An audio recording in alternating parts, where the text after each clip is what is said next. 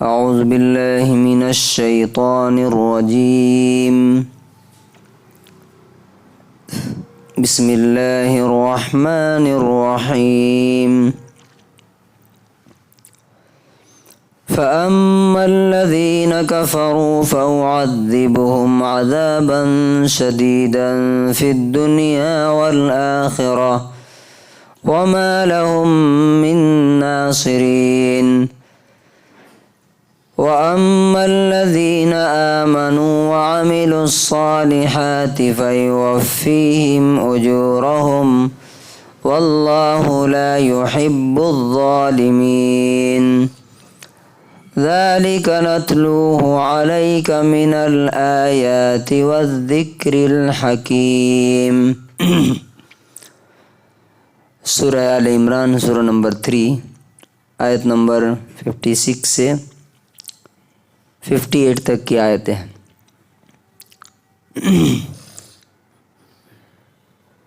جن لوگوں نے انکار کر دیا، نہیں مانا، انہیں دنیا اور آخرت میں میں سخت سزا دوں گا اور کوئی بھی ان کا مددگار اور سہیوگی نہیں ہوگا۔ اور جن لوگوں نے یقین کیا، ایمان لائے اور نیک کام کرتے رہے تو اللہ تعالیٰ ان کے کاموں کا پورا بدلہ انہیں دے گا، اور اللہ ظالموں کو پسند نہیں کرتا ہے۔ یہ جو کچھ ہم آپ کو سنا رہے ہیں یہ ہماری نشانیاں ہیں اور حکمت سے بھری ہوئی نصیحت ہے۔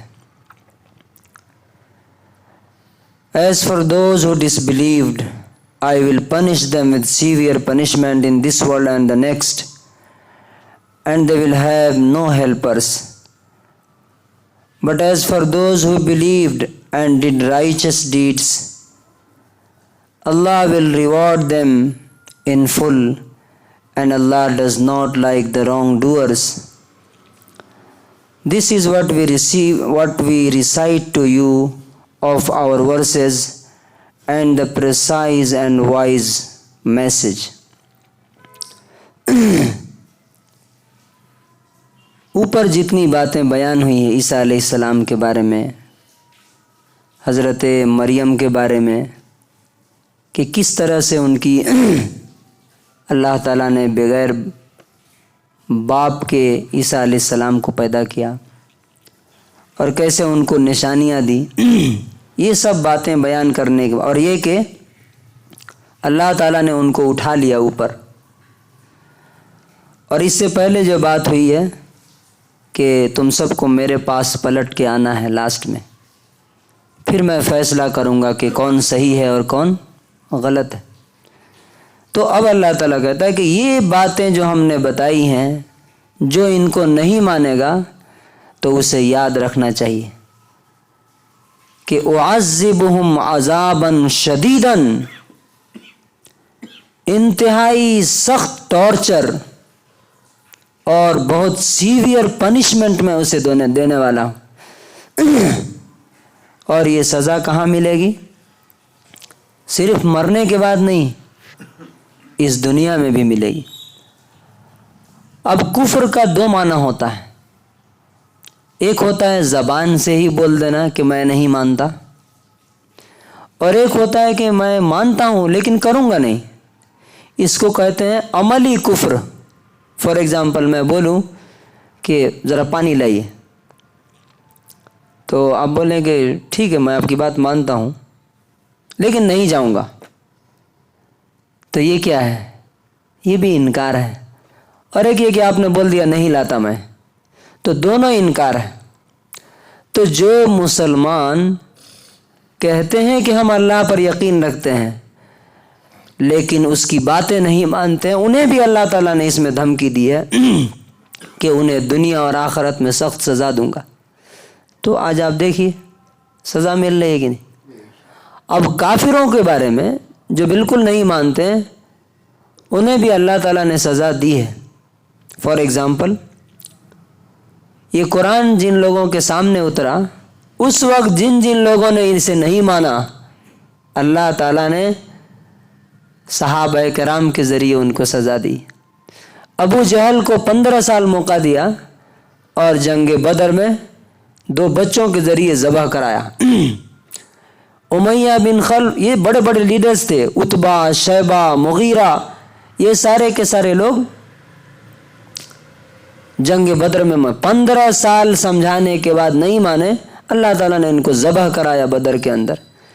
اور جن عیسائیوں نے، کرسچنز نے ان باتوں کو نہیں مانا، اللہ تعالیٰ نے حضرت فاروق اعظم کے ذریعے اور ان کی فوج صحابہ کرام کے ذریعے ان کی حکومت توڑی اور ان کو قتل کرایا، ختم کرایا۔ اب آج ہمارے سامنے ہے، ہم نہیں مان رہے ہیں تو اللہ تعالیٰ ہماری پٹائی کروا رہا ہے، چاہے وہ غزہ میں، فلسطین میں ہو، یا انڈیا میں دیکھ لیجئے، یا دنیا میں کہیں بھی آپ دیکھ لیجئے، پاکستان کی حالت دیکھ لیجئے، بنگلہ دیش کی حالت دیکھ لیجئے۔ تو یہ تو دنیا میں ہو رہا ہے، اور اللہ تعالیٰ کہتا ہے کہ آخرت میں وہ تو تم تصور نہیں کر، سوچ نہیں سکتے کہ وہ کیسی سزا ہوگی۔ اور وَمَا لَهُم مِّن نَاصِرِينَ، جب اللہ کی سزا آتی ہے تو دنیا کی کوئی طاقت اور کوئی پاور بچانے کے لیے نہیں آ سکتا، جیسا کہ پوری ہسٹری رہی ہے۔ لیکن جو لوگ آمنو، اللہ کی یہ باتیں یقین کرتے ہیں، مانتے ہیں کہ یہ سچ ہے، اور پھر ماننے کے بعد کیا کرتے ہیں؟ عملوا الصالحات، ان کا عمل، ان کا کام بالکل اس کے اکارڈنگ ہونا شروع ہو جاتا ہے۔ اللہ نے جیسا کیا ویسا کرنا شروع کر دیتے ہیں، تو اللہ تعالیٰ کہتا ہے کہ ان کا پورا بدلہ اللہ تعالیٰ دے گا۔ کہاں دے گا؟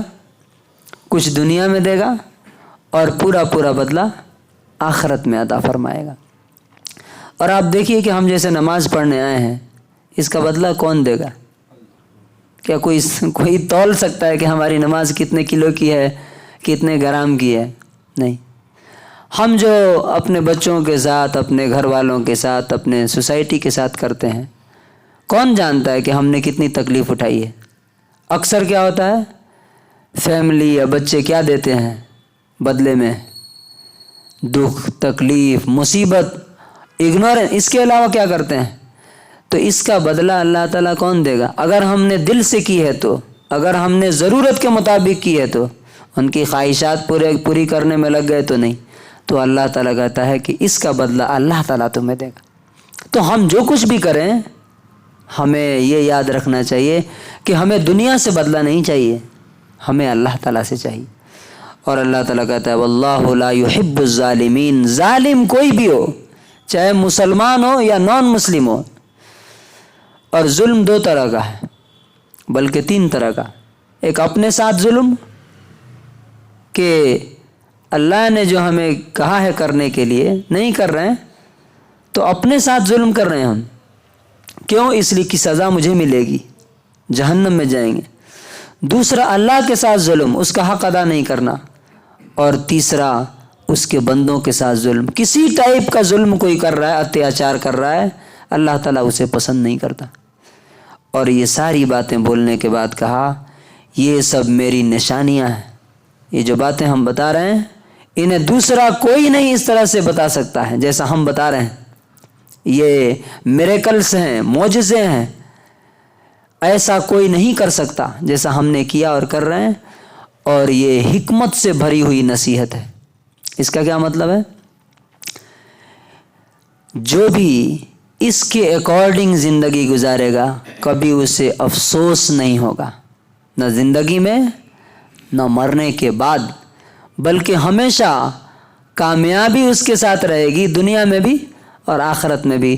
جیسے رسول اللہ صلی اللہ علیہ وسلم اور صحابہ کرام زندہ مثال ہیں اس کی، کہ انہوں نے اس کے اکارڈنگ زندگی گزاری، تو دنیا میں بھی اللہ نے ان کو کیا کیا؟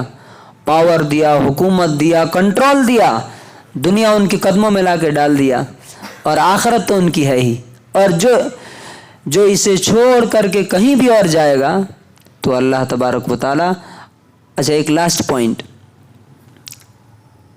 سزا دینے کا مطلب خالی مارنا کاٹنا ہی نہیں ہوتا، مینٹل ٹارچر بھی ہوتا ہے، سیڈنس بھی ہوتا ہے، تنہائی بھی ہوتی ہے، اندر کی بے سکونی بھی ہوتی ہے، ہیپینس کا ختم ہو جانا بھی ہوتا ہے۔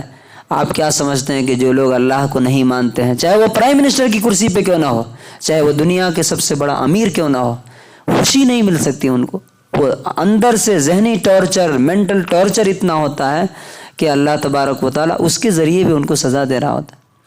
تو اللہ تعالیٰ سے دعا ہے کہ اللہ تعالیٰ ہمیں دنیا آخرت کی سزا سے بچائے، اور یہ جو اللہ تعالیٰ نے زندگی گزارنے کا اصول ہمیں دیا ہے اس کے مطابق اپنی لائف گزارنے کی توفیق عطا فرمائے۔ سبحان اللہ۔